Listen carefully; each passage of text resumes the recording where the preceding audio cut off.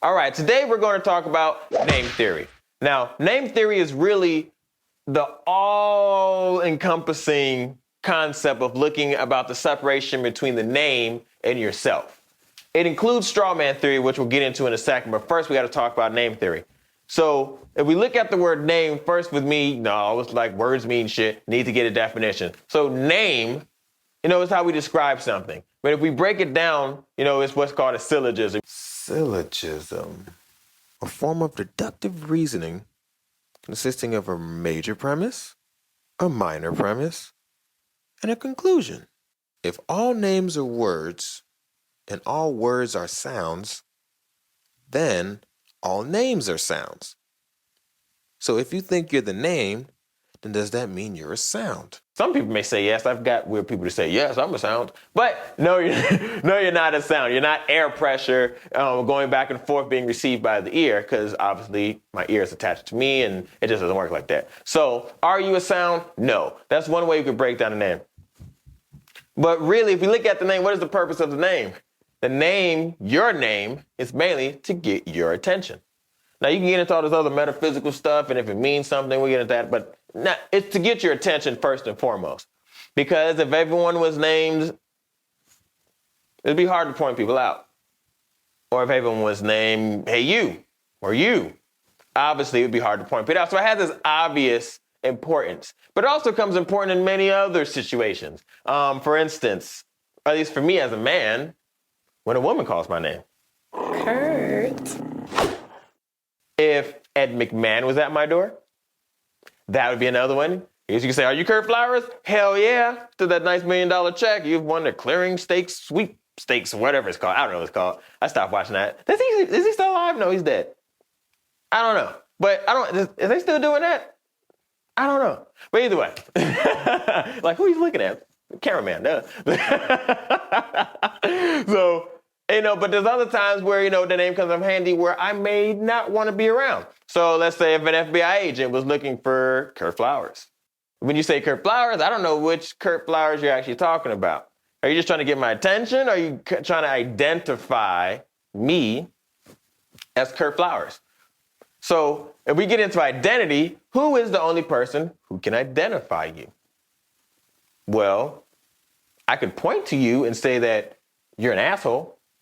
Or I can point to you and call you by your name. But ultimately, isn't it you who have to accept that position? So if you say, is that Kurt Flowers? I have to say, yes. Well, you can point out, yes, that's him. I've known him for 20 years and he's Kurt Flowers. What if I changed my name yesterday? My new name is Rain Man. Well, then obviously I'm not Kurt Flowers anymore. So the name, I am not my name because I can legally change my name. So I don't want to get my identity confused with my name or my personality or who I am. That's more of it, who I am. I don't want that confused with my name. So my name is mainly to get my attention. So if we look at this, we don't want to get caught up in a lot of things dealing with the name. Because the main thing for the name is that first you have your given name. My given name is one or two names, or three, I actually have three, that are given to you. My first name and my middle names. I have two middle names. My first name, so if you look it up, Kurt Flowers, you will find more than one Kurt Flowers in the world. So I call it a failsafe, a middle name, or my second given name. And that would be Kurt, middle name, Flowers. No, I'm not telling you my middle name. But Flowers is my last name. It's my family name or my clan name or whatever you want to call it. So usually you'll see some people spell their name like first name, colon, last name, and they're really separated. It's like a grammatical separation. And they think that gives them power or whatever. It's kind of how something started with the names in the whole sovereign movement. Next, we have people who get caught up in these names. Now, great examples of people who get caught up with their name. I'm Rick James, bitch. Enjoy yourself. And another one from X-Men. Yeah, it's the Juggernaut, bitch. I think something with the movie that the director was picking what line he should say. Don't you know who I am? I'm the Juggernaut, bitch! turning my name more into a title. And a title is something you kind of get, is given to you based on your rank or if you earned it or something. That's more how a title works. And we get into title power. But we're gonna take a step back and first look at the more people who separate the name and themselves. Or if you look at Spanish people, they'll say, ¿Cómo se llama? When they greet you. How are you called? Because they understand that the name is only to refer to you, but it's not who you are. Because if we start breaking down these different levels of who I could be, we call them abstractions. There's an abstract. And in these abstracts, if we take me, if you first look at me, what am I? The first level with the bare minimum, or if you can get many levels, but the first level, you say he's human. After that, you would say he's man. And then if we went further, you would say, oh, he's a black man, or he's African. His cheekbones kind of make people think that. But more accurately, it would be he's Jamaican. So after that, you would have your other level of abstraction, which would be Kurt. And then Kurt would encompass all the other levels. You can also add that he's a DJ, he's a cook, he's a first responder, he's a motorcycle instructor. You can have all these other things. Then is the prosecutor present? I am, Your Honor. Wait a minute, you're the judge and the prosecutor? That's right, I'm also the night court judge, the circuit judge, the tennis court judge, the judge, the star search, a good judge of character, and the understudy for Judge Reinhardt. It's the most ridiculous thing I've ever heard. I'll be the judge of that. These are different levels of abstractions. And every different level may encompass something else. So let's say if I was a cop. This is obvious title power because society has crafted or put it that if you hear the word cop, you think authority. Or if you hear the word judge or magistrate, authority. Or even if you hear guru, like even within this whole sovereign movement or whatever you want to call it, you have these gurus when they're the quote unquote authority on everything we're talking about. Really, that's kind of a fallacy by itself, and it's almost impossible to be a guru in the sense that people are talking about, but that's a whole nother subject and we'll get into that later. But the main thing is with these title powers, just like the name, we get into like the powers of names and what the words mean. And we got to get into kind of human language. We'll get into that a little later, but that's beyond the scope of this particular video. So what we really want to talk about is strawman theory. Strawman theory is the concept of a legal fiction that represents you. So first you had your name, and now you have the legal fiction. Let's do some separation. Dark skin, light skin. So with the straw man, this is what everyone's in a uproar about. Is who am I talking to? So a good example is go grab a bill or an ID or some type of official document. I'll wait.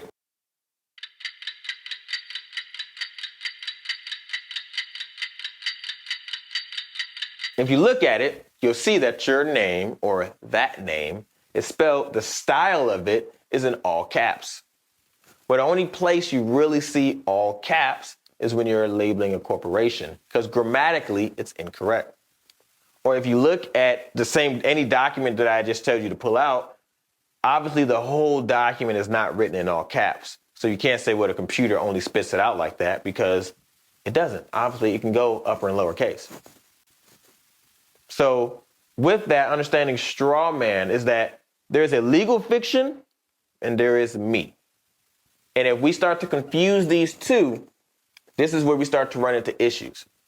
The legal fiction lives in a legal world. It is a fiction. And if you understand fictions can only interact with fictions. Fictions. Yeah, they're both fictions. So when we're doing things, when I'm trying to pay my bills, who's paying the bill? Well, Kurt Flowers, the legal fiction, is now paying the bill. Because if we look at the definition of straw man, it's an entity that's used as a front for transactions, even though it's not receiving the profits or the benefits of that. So if we look at anything we do, employment, well, who's getting hired? Not you. Your straw man is getting hired and you're acting on behalf of your straw man. You're acting as the straw man's agent or authorized representative. And you'll see that a lot in paperwork. Agent, authorized representative. secured party creditor, even though that's inaccurate, but we'll get into that later. So when we're doing all this, this is the foundation of everything we're trying to cover. Because if you can't separate that you are not the straw man, it is just your front man, just by definition. It's a front to represent you in the fictional world or the legal fiction. So when someone's trying to put you in jail, who are they talking to? Are they talking to you? Are they talking to the legal fiction? Legal fiction. That's where people get confused. They're not talking to you. But if you perceive they're talking to you, then you're going to have some problems. So the government has never asked you for money. The IRS has never asked you for money. They've asked your straw man for money. But if you believe you are the straw man, then I can see why you complain about everything. But that's not the case. So we just got to understand that this is the foundation. This is why this is one of the first videos we're doing. Because if you don't understand this foundational information, you're going to have a real hard time understanding anything else we talk about. So understand that there is a separation. So when I say you're not your name, it's not a metaphysical way I'm talking about it. Well, it can be terms of metaphysical, but for our purpose, I'm talking literally. You're not the name. You are you. Or as they say, I am that I am, or however you want to talk it. And it's hard to, sometimes you mix that metaphysical kind of talking with what we're talking about in legal land. But for right now, we can get into all that other stuff later. But right now, I just need you to understand that you are not the name.